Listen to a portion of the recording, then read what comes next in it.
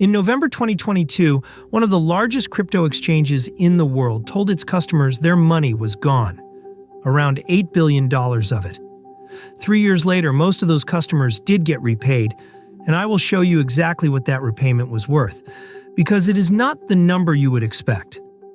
Today, the two completely different places you can buy crypto, what each one actually costs, and which one is right for what you are actually trying to do. If you have never bought crypto, the whole thing is confusing because there are two kinds of places to do it, and they have almost nothing in common. One is run by a company. The other is just code sitting on a blockchain. One asks for your ID. The other does not know your name. One can freeze your account. The other cannot help you if you make a mistake.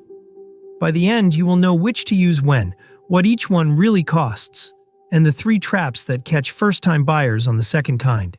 The simplest way to hold these apart: a centralized exchange, a CEX, is a coffee shop. You walk in, you hand over money, they hand you a coffee. They will hold the cup for you if you want. They know your name, and they decide what is on the menu.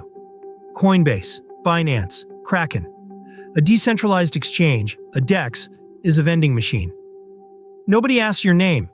You put one coin in, a different coin comes out. The machine is code, a smart contract on a blockchain.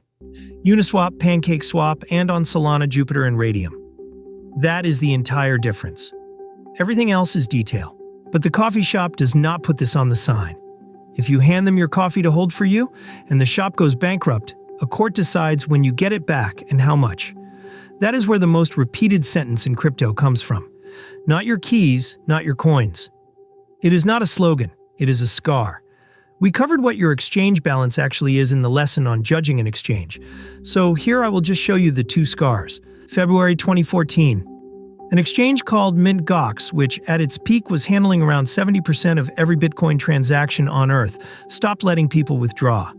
About 850,000 Bitcoin were missing, roughly 740,000 of them belonging to customers. At the time, that was around $460 million. People waited more than a decade for partial repayment. 8 years later, FTX. After a report revealed customer money had been quietly moved to a related hedge fund, customers tried to pull out about $6 billion in a single weekend. Withdrawals were halted.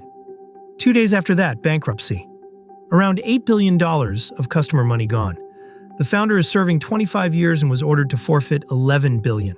Now the part I promised, and it is the most useful thing in this video. The FTX bankruptcy actually went unusually well.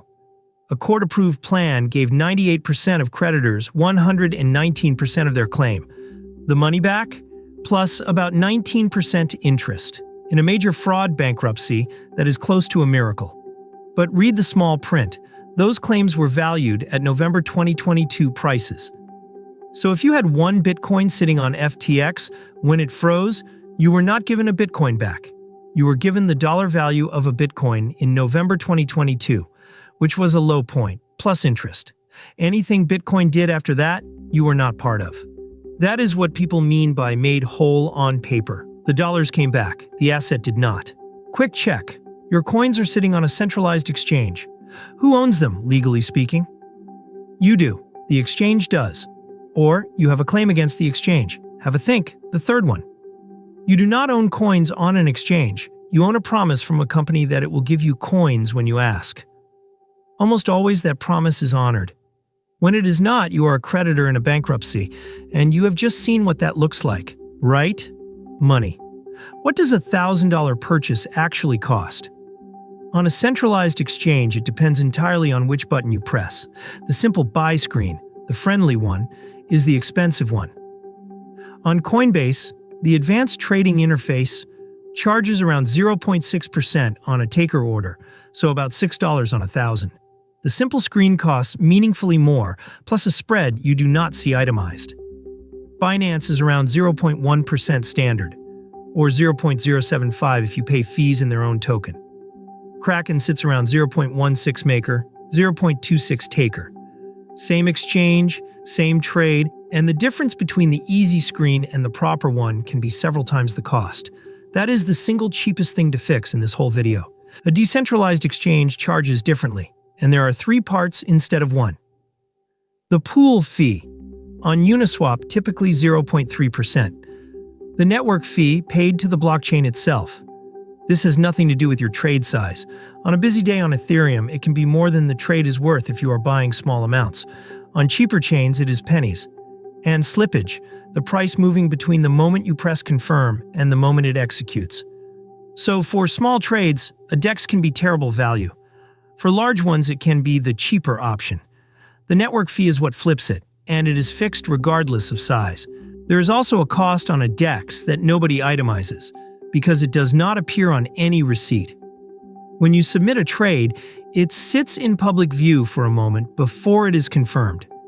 Automated programs read it.